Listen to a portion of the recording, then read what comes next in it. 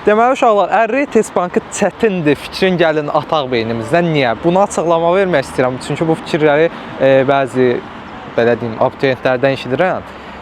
Bir test banka necə çətin? Məsələn, Ərri test bankını açsaq, say sistemləri mövzusun. Say sistemləri mövzusunun ilk bəlkə də 100 sualı normal standart sualdır. Yəni qəbulda 100% ki, rastlaşacağımız, yəni çətinlik səviyyəsi olaraq rastlaşacağımız sual tipləridir. Sonra 100-dən sonra başlayır çətin, daha doğrusu orta sual tipləri.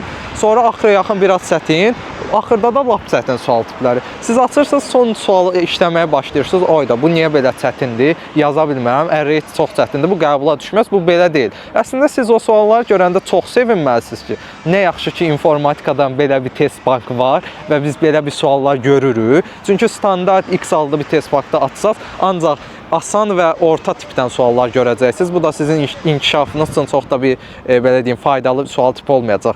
Asan və orta sual tipləri adətən belə deyim, vərdiş verdirmək üçün olur. Çətin və çox çətin sual tipləri isə tam mövzunu dərindən anlamaq üçün olur.